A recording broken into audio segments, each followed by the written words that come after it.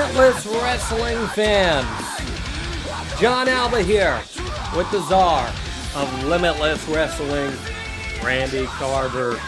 We are on the rebound from the Snakebitten event and on the heels of Let's Rumble. A busy time for you. Must feel like a whirlwind. Yeah, man. Was a busy weekend last weekend. We're going into another one and luckily dodging snow both times. So I'm happy and excited. Let's talk about Let's Rumble first. Biggest show in Let's Wrestle history. We've got Anthony Green versus Aiden Agro. Davian versus Channing Thomas. The Syndicate Tag Team Open Challenge. The Masshole, Mike McCarthy. He's doing another open challenge, and Mike Montero's going to be there. Eric Johnson versus Matt Mahoney for the final spot in that Rumble. And then we've got the Cluster Jam. What's going on here? We've got a little announcement with that. Brett Domino, unfortunately, will not be coming to Orono, Maine due to illness. So we've decided to make it a 6-man Cluster Jam. Give two guys an opportunity who are just coming down to help out and check out the show. Covey Christ and Cody Blade, who are a couple guys from Canada who have been very well regarded by some of their peers in Let's Wrestle. So they're going to get an opportunity now. They're joining Gino Bauer, Vern Vicalo, Antoine Nicholas, and Xavier Bell in the 6-man Cluster Jam now. And tickets are available at the door, and they remain available on LimitlessWrestling.com until tomorrow. This is an interesting lineup here. It's a real interesting lineup because even with that 30-man Rumble, it's still a pretty stacked card. Yeah, it's a very fun card. A lot of first-time ever matches, so a lot of fresh matches that people have never seen before. And then I'm really excited for the Rumble because I think we were looking at it last night. Over 50% of the Rumble is making their Let's Wrestle debuts. So a lot of new faces coming for the championship. And, very cool to have a championship now. We talked about that at the beginning. We didn't really know if we were going to start out Let's Wrestle with the championship or we were going to build to it. But we're going to kick off 2019 by crowning our first champion this Saturday in Orono. What are the rules for this Rumble? Anything that people should know? Nothing crazy, nothing specific. I mean, very much what you'd expect from a Rumble. 2 competitors will start. It'll be 90 seconds till number 3, and then from then on out, it'll be 60 seconds between every entrant from 3 to 30. So they are going to come quickly then. Yeah. It's over the top rope. That small ring may fill up pretty darn quickly. I think it will, and I think one of the aspects that as a wrestler they'd have to keep in mind is that fall is a lot shorter than usual because it is a small ring. It only stands a foot and a half off of the floor. So you got to keep that in mind when you're getting thrown over the top rope. You just can't let your legs go willy-nilly. You got to try to land on the apron or you could be out of there. Aren't you worried that ring might get way too? I mean, it might. Those old videos from ECW where the fans would storm the ring and the ring would collapse because there's just no support for that many people in it. Aren't you worried about that? Conceivably, with that short of time difference between entrants, you could have 15 people in that ring pretty quickly. Yeah, I'm not too worried about that. I mean, the rings are constructed the exact same way. It's just a shorter build on it. But yeah, I mean, who knows? We could have all 30 in there. I hope we do. That'd be crazy. I don't even know how you'd be able to eliminate anyone at that point. I don't know. You got to work together at that point. I want to talk about this Eric Johnson Matt Mahoney match for a second. 2 really different stories. Eric Johnson, well-traveled. Been in the industry for more than a decade. He's wrestled around the East Coast, wrestled in Puerto Rico for Chikara. Matt Mahoney kind of still looking to prove something big. I think Matt Mahoney's trying to find himself, honestly. I think it's been a tough go for both these guys in Let's Wrestle because I think Eric Johnson, this was kind of a breath of fresh air for him.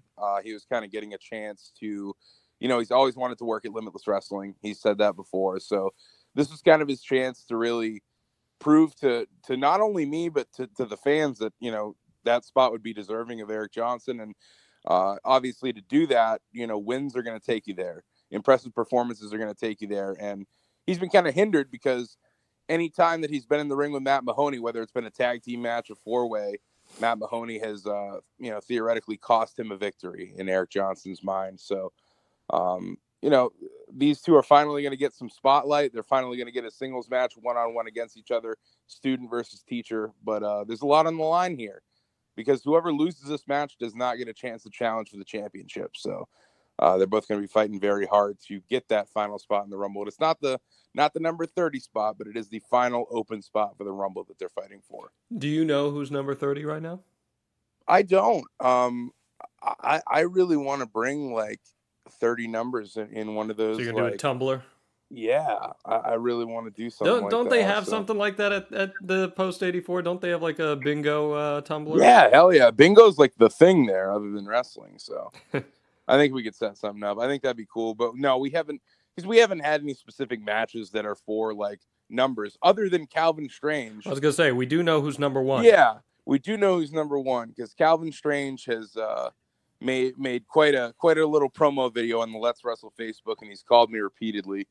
He wants to be number 1. He wants to go from the start to the finish, and I'm not sure if this is like something that he's trying to prove to himself, or maybe something that he's trying to prove to the roster, or bragging rights he feels if he does win. But it's definitely a big statement and a big ask to be number 1 because he probably could have got a lot better number if he had just waited. So what does that say to you if he flops out, gets eliminated in the first few minutes? I don't know how I can be surprised because you've got a fresh guy coming in every 60 seconds. You know what I mean? Like how can I fault him? But it's just I don't know what the strategy is. I guess everybody we've seen in Rumble history, everybody has their own strategy. He could dip out of the ring for fucking 28 entrants and wait. I don't know what he's gonna do. But I can't say that it seems like the smartest strategy that I've ever heard. I'm excited for Anthony Green and Aiden Agro. Me too. I think they're going to tear it down. This was one that we were actually going to think of doing on like a studio taping, but the opportunity kind of presented itself here to do it. So very excited for this one. We don't necessarily get to see the mainstay posse in a ton of singles matches, but I think that's going to change, especially in Let's Wrestle this year. And what a way to kick it off for Aiden Agro to wrestle Anthony Green, who, in my opinion, going to be one of the hottest talents in the country this year, and is definitely one of the hottest in Let's Wrestle and Limitless. I certainly would agree with that. Let's move on, though, because I want to get that stuff out of the way. Snakebitten. You shook up the scene here a little bit, Randy. You changed things around and things that I didn't even know was going to happen. I had no clue. And I had to find this out through reading online and seeing videos. So, first off, Limitless Wrestling Championship. Yes, sir. Where did this come from? Why now? Was this spur of the moment? Did you just decide after seeing how things unfolded in that main event, okay, now's the time? Or was this something you had in your back pocket, you were hiding from me, and you're a jerk for doing so? This was a back pocket thing. It hadn't been a while, though. Like, I had really started thinking about it at the end of last year, and I didn't really know. It was more of, when is the opportunity going to arise where it's going to fit? And it's not something that I ever wanted to force, and it's really not something I ever wanted. That wasn't a lie for 3.5 years. I never really wanted a championship, but we're at a point now where it feels like we kind of really do have to decide who is at the top of the mountain, who is the best in Limitless Wrestling, and what other way is there to do it. So it was around November of last year as we closed out the year where it was just kind of apparent that a championship was probably on the horizon. And now, in my opinion, we've got the four of the most talented guys and really four of the most successful guys in Limitless Wrestling history. JT Dunn, MJF, the Kings, Ace Romero, Anthony Green, take me home tonight after imploding at the end of the tag team main event last week. It just felt right to determine a champion finally. Well, you never step into the ring. I know you've tried to make that a purpose in Limitless to just kind of let the shows unfold, but you had to. And is that something we can expect to see more of? No.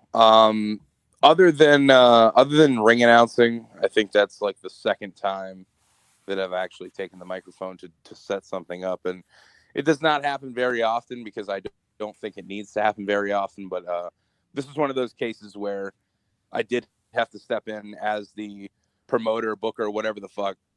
People know that I run this, so it's just that was the way to make the announcement. I don't think any of them making it would have made it any bigger. It just I think it meant a lot in that moment because people didn't know what to expect, because as you said, I don't get in the ring and I don't talk very much live. I do commentary if anything. So but that was it was very fun to make that announcement, honestly, because I knew that a lot of people have been wanting this, and there's some who didn't. But I think after realizing how much of a moment it was and how much of a moment it's going to be crowning a champion, I think a lot of people are very excited. Yeah, well, they went crazy. They went crazy Yeah. for the announcement of this. I think people have wanted it for a while. Do you have the belt designed? Oh yeah, it's all designed, all ordered, and I think we'll have it here in a couple weeks. We'll have to give a sneak peek and a little teaser. Before we run down the Snakebitten show, there was something that happened that we didn't get to talk about on the podcast, but it had to have been pretty heartwarming for you seeing the response from the wrestling community, including CM Punk, about the Buffalo Boys. They were involved in a car accident, and several of them were injured relatively seriously. Thankfully, everyone survived. It was good to see Puff was able to make it to the show. Have you spoken to these guys since? What's the update on them? Yeah, so this was nuts. This was like the week leading into the show. I think we're taping this on Thursday, so I think it's about 11 days ago now. I see this post from Puff like almost immediately after he posts it, where it says, please send your prayers to Kevin Blackwood, Daniel Garcia.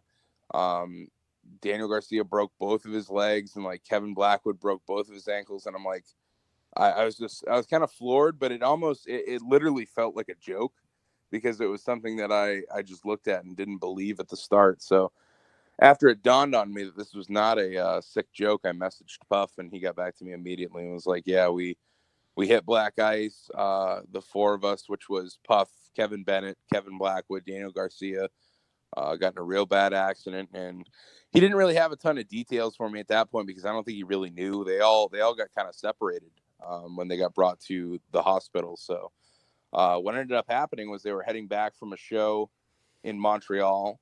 They hit black ice and went into a guardrail, and it nearly split the car. Daniel Garcia broke his femur. He ended up breaking both legs. Kevin Blackwood, luckily, only broke one ankle. Got a massive concussion. Had to get his ear sewn back on. Ooh. And yeah, not good. Kevin Bennett and Puff, luckily, walking away with minor injuries, but Kevin Bennett's still a little screwed up with his back. But yeah, it was a really, really bad situation. Obviously, these guys are out there trying to live their dream, trying to get noticed, trying to wrestle as much as possible. And obviously, when you're traveling in the Northeast in the winter, the road conditions are not always great. And unfortunately, this happened, and it's going to keep a couple of them out for quite some time. And it really was a financial step back too, because as a independent wrestler, you're not really raking in the bucks. But I mean, what an outpour of support, like you said. Hannah, who is Andy Williams' girl, she set up a GoFundMe, which is titled the Buffalo Brothers Car Accident Recovery Fund. I checked it this morning, $30,000. Which the goal was like 12,000, I think. Yeah, the goal has been up since then. Mm-hmm. It's now up to 50,000, but they've got $30,783 as of this morning, which is unreal. They've had donations from the likes of Chris Jericho, Finn Balor. Some of the top stars in the industry have shared this around and donated, which is awesome. And we did a raffle for him. We ended up raising over $800 for the Buffalo Boys, which was awesome by the Limitless Wrestling family. So really, really cool to see that, this setback is not going to be as detrimental financially for these guys, because there's truly not a harder working group than these guys. And the crew from Buffalo, any of them who have come up here, because we've had a lot of them up to this point, just awesome dudes, trained right, very respectful, and just hardworking. And they're all a part of the Limitless Wrestling family. So I'm happy that we're able to help out when we could. But it was a major setback, a week before the show, and a major bummer. Yeah, especially with the big stipulation that had been built for the Dream Team match. Yeah, we're having the first ever tattoo match in pro wrestling history. It's still gonna happen. Yeah, it's still gonna happen. I was gonna say, who's to say it won't happen one day still? Yeah. So we're gonna do something a little different this time and reviewing this show, because Paul Crockett from PW Insider did a full show report. And I'm going to go through each part here, and you're going to tell me if you agree or disagree, because you told me after the show that there were some things that you weren't entirely thrilled about with this. So I'm curious to see how you react to this report. Have you had a chance to read this report yet? I haven't, actually. Okay, all right. This is news to me. Okay, yeah, so Paul Crockett from PW Insider, one of the biggest, if not the second biggest pro wrestling website in the world, did a report of this show. So thank you, Paul. Nice. And here we go. So match 1, Josh Briggs versus Andrew Everett.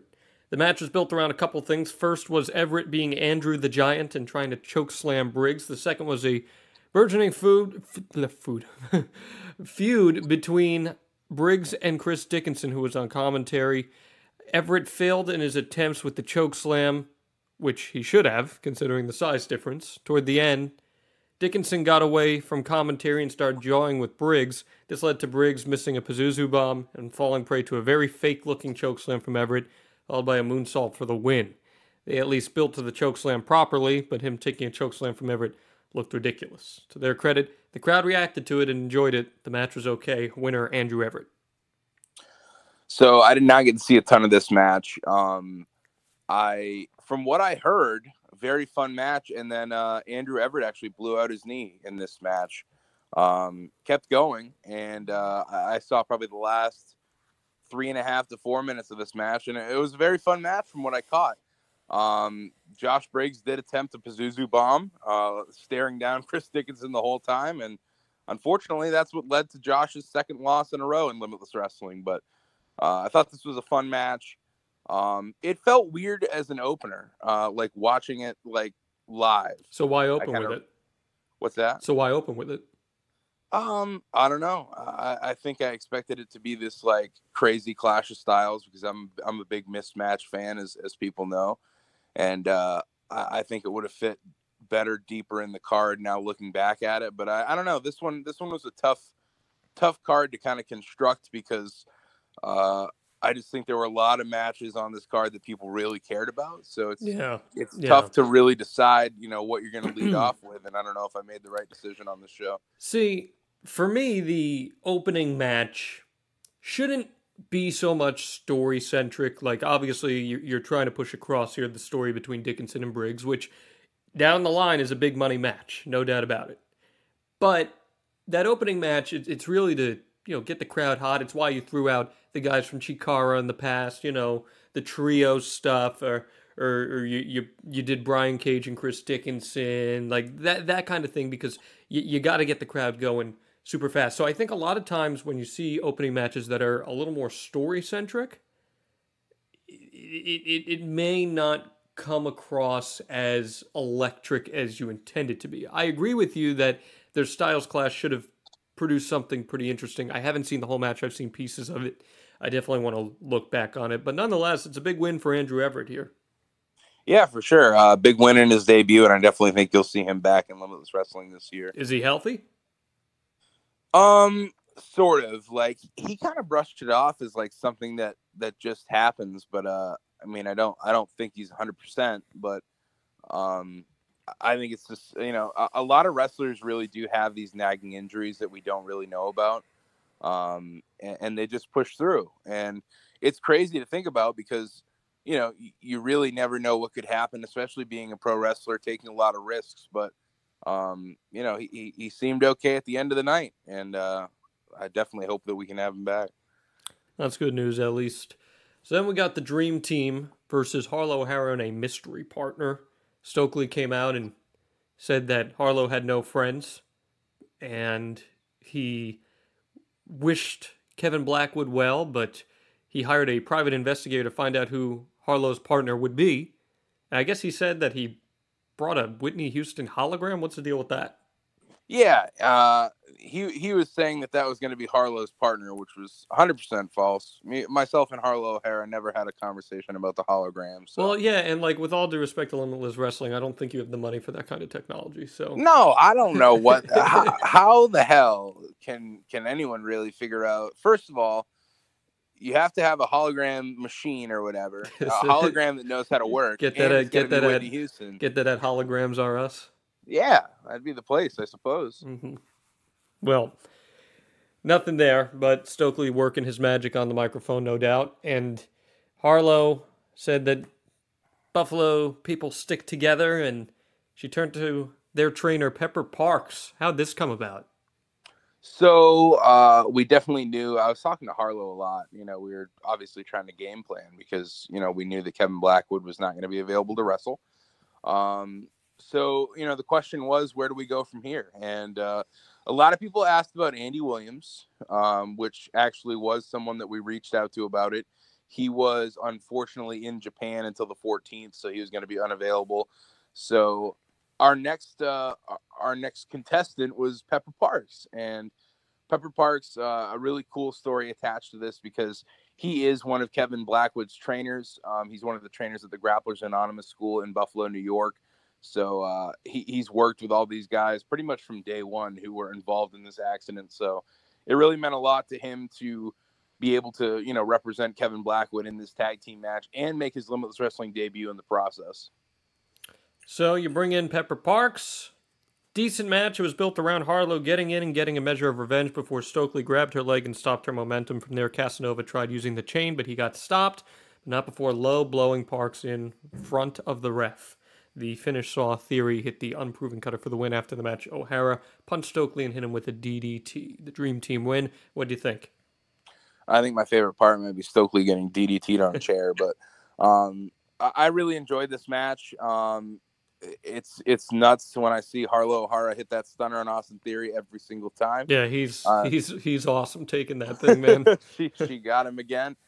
I'm very excited to finally get this, this tattoo tag team match because I was very excited going into it. It was something very different that we were doing, and I'm excited for once we finally get there. But man, Pepper Parks, hell of a job replacing Kevin Blackwood. I had honestly not seen Pepper Parks wrestle in probably a couple years, but I was very impressed. I definitely think he'll be back in Limitless Wrestling, maybe even with Andy Williams as a tag team. But this is a very fun one.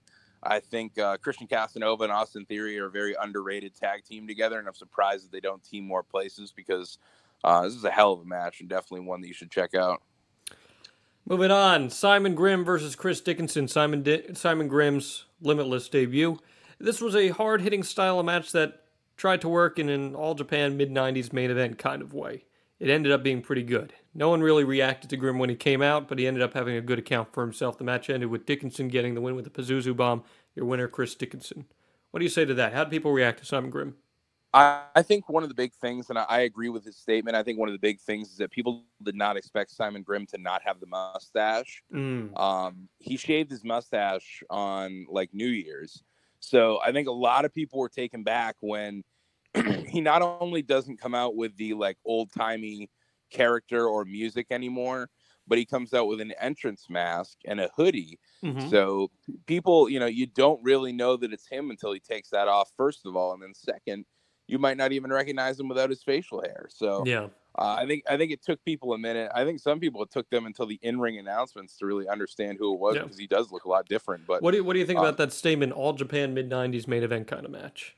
I think that's very fair because if you watch the match, it is very much hold for hold into some insanely stiff strikes and very much up my alley. And this isn't a match that we like this kind of match type isn't something that we have a ton at Limitless, but when we do, it usually does involve Chris Dickinson. Yeah, that's for sure. But, I was very much enjoyed it. How was Simon Grimm to work with? He was awesome, dude. A lot of people shit on him, and like I've seen it a ton, and that's honestly why like I held off for a little bit, pulling the trigger on bringing him in. But the dude, he's just like real. He's a very real guy. We sat down and had a couple conversations. He's a very good dude, and I definitely think someone who will be back in Limitless Wrestling maybe by the end of the year. Good to hear. Puff and the Thick Boys versus the Main State Posse. Pretty straightforward back and forth stuff that highlight the popularity of Puff with this crowd. And this is a side note from me here. I would imagine Puff was even more over given the circumstances. Pretty fun match overall.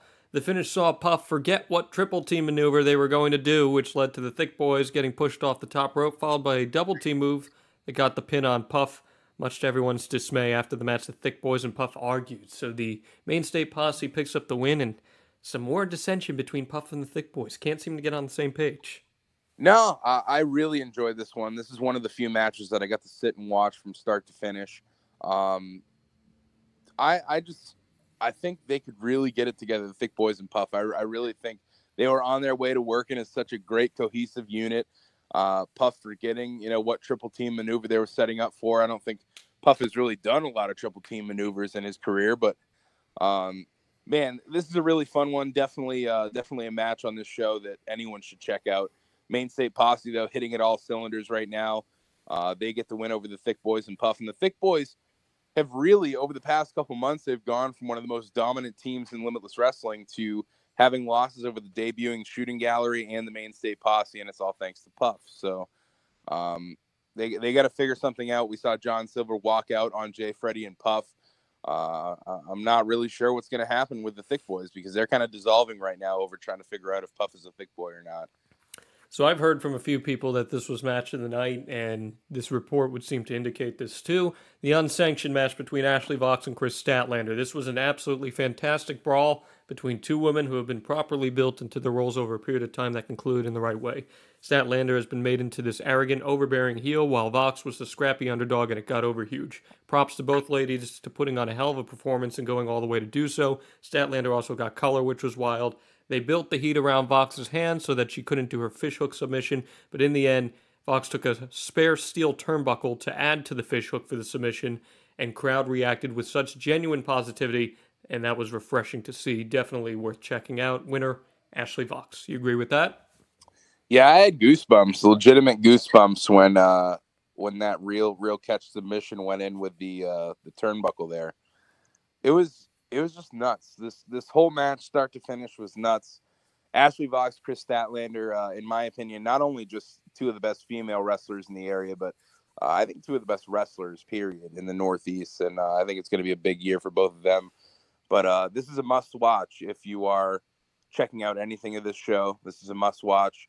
I think a lot of people were very surprised that we were doing an unsanctioned women's match because there's not a ton of female hardcore matches, apparently. And I didn't really realize that until looking into it on the independents. But what a fucking match, honestly.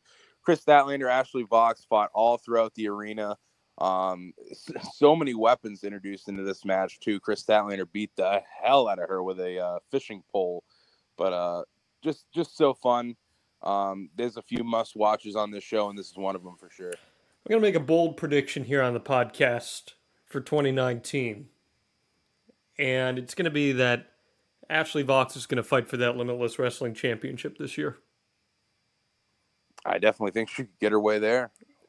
Now, when it happens, I don't know. Maybe it's at the show called The Thunder Will Roll because you passed on that title for this upcoming show, and I'm standing by that as a great show I had name. to go with This Is the Dance. Welcome to the dance. Have you seen that? Could have been March Madness, March Madness. Come on. You were in March. I know. Get out of here. All right. Glad to see this match went well. I saw about half of it. I thought what I saw was pretty excellent. And he's right, man. Ashley Vox kind of's got that Daniel Bryan, Johnny Gargano characteristic going on right now, where you genuinely want to see the girl win. Yeah. And it's hard not to. All right. Gonna prepare you ahead of time here. This is not a positive review of this match. Anthony Gangone and Amazing Red versus Private Party. I can't mince words. This was horrible. It was a long string of moves by guys who are almost good athletes trying to do moves a step above their athletic ability. None of it really made sense. There wasn't much selling, and it went on for way too long. I don't like saying this because I have so much respect for Red and his body of work, but it dragged. After all the high-flying moves and over-the-top stuff, Gangone got a win with a go-to-sleep variation. What do you say to that? I don't know. Like, this was the one piece of it that I do remember seeing because somebody I think might have screenshotted it and sent it to me, and it really doesn't bother me because the opinion of someone who's writing a review doesn't matter because they're not a Limitless Wrestling fan. I'm we're doing this for the fans, of course, 100%. But I got to watch some of this match, and from the reviews I heard, people fucking love this match. Like, yeah, obviously, Private Party, Amazing Red, Anthony Gangone, they are a different breed of professional wrestler, in my opinion. House of Glory is a wrestling school out of New York. It's Amazing Red's wrestling school where he trains with Brian Excel. And I just think those students are a different breed of pro wrestler because they're very much kind of rolling with that Amazing Red, very innovative style, very fast-paced style. If anybody's watched Amazing Red, you kind of know what you're going to get from Amazing Red. You know what I mean? Yep. And I think his students definitely fit into that category as well. And I think that was this kind of match. I didn't get to watch this match from start to finish, but that was kind of what you're getting from this match, where it's just this lunatic paced match where you really don't know what's going to come next. They're pulling out all the stops. But yeah, definitely not everyone's cup of tea. So I totally respect, someone not digging it. But from all the reviews that I got, because I didn't get to sit and watch the whole match, a majority of people liked it. And a majority of people were very, very happy to meet Amazing Red, who I don't know has ever wrestled in Maine before up to this point. Well, I know that was a big moment for you getting to put him on this show. So if anything, I'm sure that was a big deal. Dude, so. Amazing Red, legitimately one of my favorite wrestlers of all time. Like, legitimately in my top 10. He's a dude who, like, when I first discovered independent wrestling, I was watching, like, a lot of Amazing Red stuff. So, a very cool moment because Red has been someone, since I was working for IWE, has been someone who I've been trying to set up to bring to Maine in some capacity. So, I'm very happy that it finally got to happen. And I'm very happy for people who got to meet Amazing Red because there were a lot of people there who had never met him before and were very grateful to, see him and meet him. And that's really cool to see. Okay, scramble time. This guy does a deal where he snake charms everyone into a trance, gets Uptown Funk to play, and leads everyone in a clap along before the people in trance dance at the end. Sounds goofy? Well, that's because it was. I was embarrassed watching it. The nature of a scramble match is that it's a bunch of moves and all in a row by everyone that makes no sense and doesn't have much selling, and this lived up to its nature. Kirk got the win with a Fisherman's Buster on Ace Austin. Winner, Brandon Kirk. So, here's what I'll say to this, and this is my criticism of this, and I'm curious how you would respond. Putting two matches like that back-to-back where it's just like move, move, move, move, move, are you worried that tires out the crowd at any point? Everyone says that I should be worried about it, but I'm really not because we've been doing this a while. I kind of know how much I at least I like to think I know how much energy the crowd has, and it seems not to make a pun, but it seems limitless the amount of energy that the crowd does have for these shows. So in this particular situation, I wasn't worried about it. Again, this one to me was one of the tougher cards to really kind of figure out the placement on because we had a lot of big matches, a lot of multi-man matches as well. So it was very much a puzzle that was very tough to piece together, but I wasn't too worried about it. Looking back in hindsight, yes, I would have changed a few things, and this probably would have been one of the changes I would have made. But from what I saw of the scramble, I enjoyed it. We tried out a lot of new people in this scramble. The Whisper made his return after a long time. Ophidian making his Limitless Wrestling debut. And Ophidian, man, honestly, like a dude I really want to get back super soon in Limitless Wrestling because what a performance he had in that scramble. Brandon Kirk finally rolling in a singles win, pinning Jordan Oliver. And I think it's going to be a big year for the Rogue Brandon Kirk. Ace Austin was in this match, and he kind of went viral this past week. Did you see it?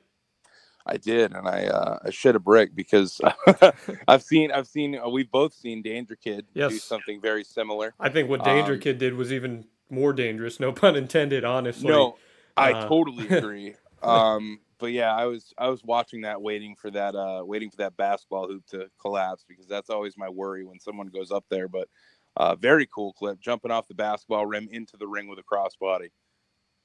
Nuts. So Brett Domino got his moment. He took the mic, told everyone to chill. He also told people that Limitless is all about Domino. He's getting pretty good at cutting an obnoxious heel promo. The challenge was answered by the returning Mr. Grimm. The match didn't go all that long. Domino had a couple of big dropkick spots, but in the end, he ate a pounce and a spinning tombstone for the Grimm win. Mr. Grimm picks up the W. I saw this whole match. Looked like Mr. Grimm got a real nice response, and the pounce was pretty great. So yeah, he did. I was very excited for this one. This is Mr. Grimm's return. I think it's his first time in Limitless in nearly a year, maybe a year. But I love open challenges just for the fact that obviously anyone can answer, and I don't think anyone was really expecting the Hitman for Hire Mr. Grimm. So very cool return for Mr. Grimm. Big win for him, and I definitely think you see him back in Limitless more often this year. Main events, Kings versus Take Me Home Tonight. This has been a long-building feud. Dunn turned on the others to join up with MJF, and Green finally joined Romero's side to make this match happen.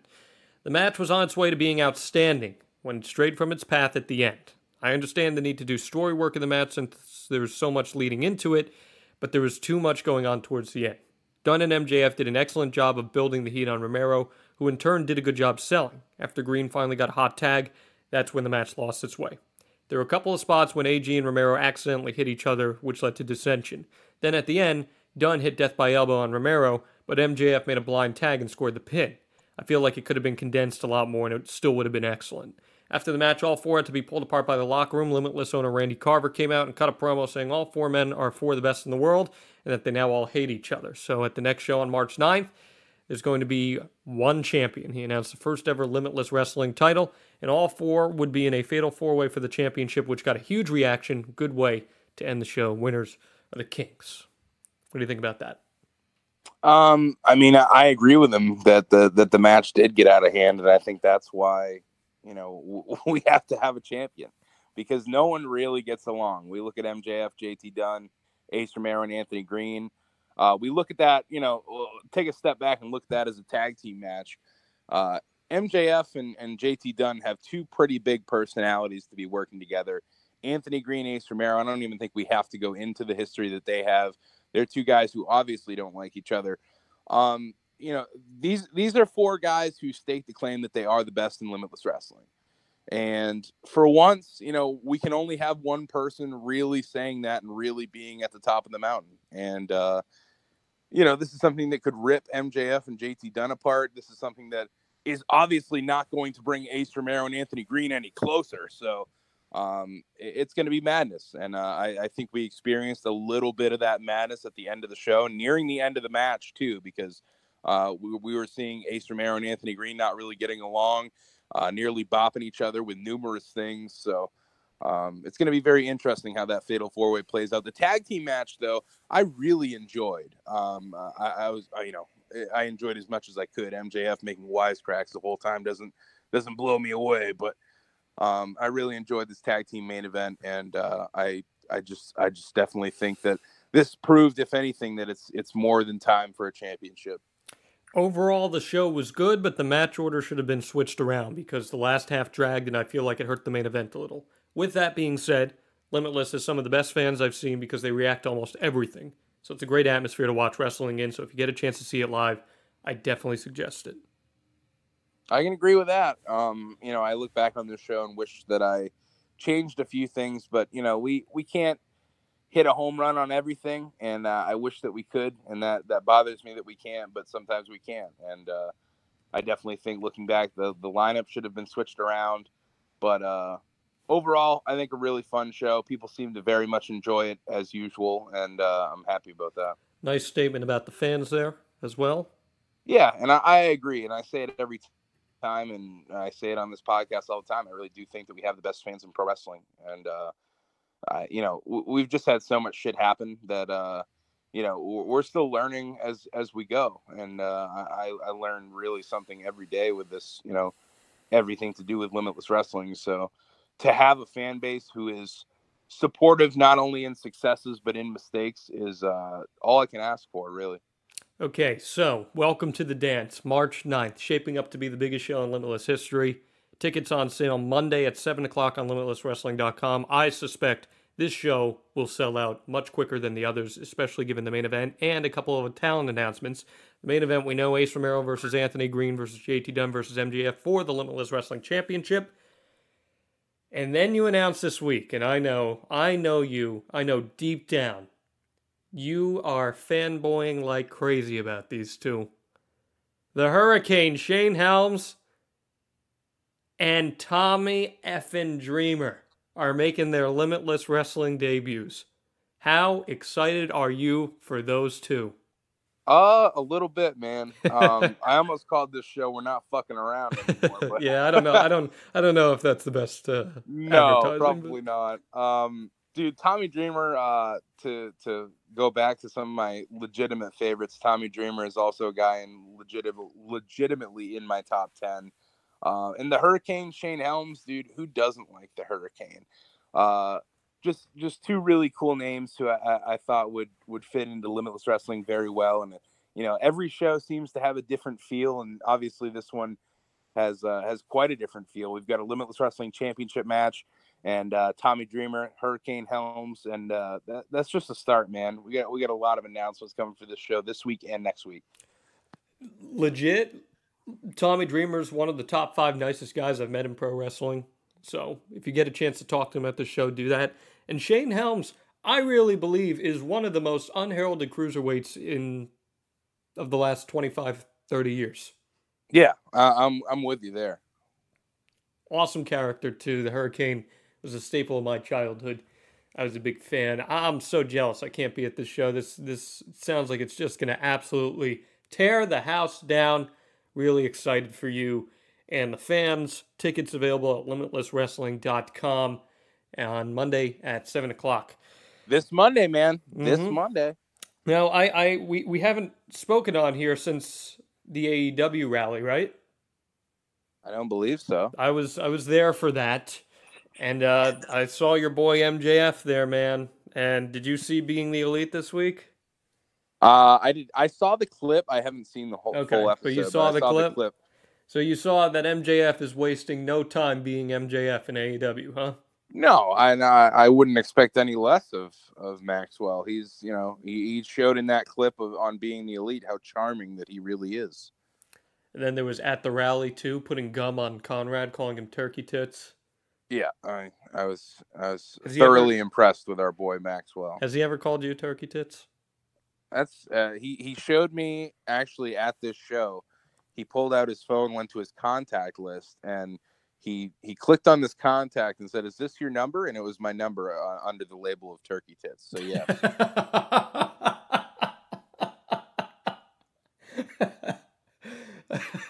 He's actually got like a big folder. I think it's about 17 different people under the label of turkey tits, and he just has to find whose number's whose. Oh dear. Oh dear. That's rough. That's rough. It is. It's Max though. That's 100% Max. Happy to see he signed there, Randy. Yeah, I mean, as much as I dislike the guy, I mean, it's very cool to see guys who have come through Limitless Wrestling now have contracts and now truly being able to make a job out of pro wrestling. You know what I mean? And that's the goal for anyone. So to have a new company who's able to, shill out contracts that are, livable wages for guys, and especially guys who have really, really grinded from day one, which MJF has. Very cool to see for him. And, a guy like Joey Janela, too, who I'm very happy for because... And Penelope Ford. Penelope, yes, her too. But Joey has just come from, absolutely nothing and really just become this independent wrestling icon, honestly. And now to be involved with a huge company like this.